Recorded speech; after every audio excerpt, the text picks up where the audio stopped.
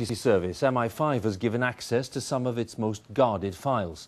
Among the revelations in an authorised history of the service is the news that the late Jack Jones, one of Britain's most prominent trade union leaders, was considered by the KGB to be one of its agents. But a former head of the service has admitted that at times too many people were being spied on. Our security correspondent Gordon Correra has the story. For 100 years, M.I.5 has been collecting files on threats to Britain and the individuals behind them. The contents of those files were always secret, but not anymore with the release of an authorised history of the service. Until now, our understanding of what M.I.5 does has been coloured by fiction, spy novels and TV programmes like Spooks. But with this official history, for the first time, we're getting an insight into what the people in this building really do. One of the things they do is covertly enter buildings to plant listening devices, as shown in this picture of a training exercise taken from the new history. M.I.5 also takes surveillance pictures. This is one of its hideouts in the 1970s. These are actual pictures of IRA members reproduced in the book, along with others of convicted al-Qaeda terrorists.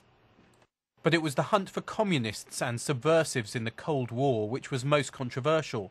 The book reveals M.I.5 kept a file on Harold Wilson long before he became Prime Minister. It was kept under the pseudonym Worthington because it was so sensitive. But the book says there was no plot to smear or oust him. The history also says Union leader Jack Jones was believed by the KGB to have been one of their agents briefly in the 1960s, providing Labour Party documents rather than government secrets. Jones, who died earlier this year, always denied the claim. But the book says he received money from the KGB as late as 1984. And M.I.5 even watched peace activists like Bruce Kent of the Campaign for Nuclear Disarmament, opening a file in 1977 when they thought he was a possible anarchist. Well, this is 1977. I was a quiet little parish priest somewhere, I think. I wasn't doing anything naughty to anybody. I don't know why they thought I was an anarchist. I was quite well behaved. One former head of M.I.5 acknowledges that the service opened too many files.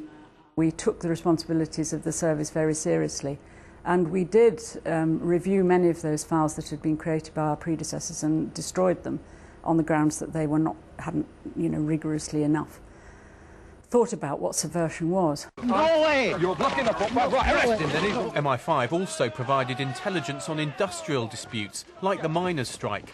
Arthur Scargill was monitored from 1973. And it was the politicians who constantly pushed the spies to do more. It's the politicians, in particular the governments, and it doesn't matter whether it's a Labour government or a Conservative government, hyperventilate over the problem of communist subversion in Britain, refer to MI5, who more often than not takes a more balanced view than the government. MI5 has shifted from hunting spies to dealing with terrorism.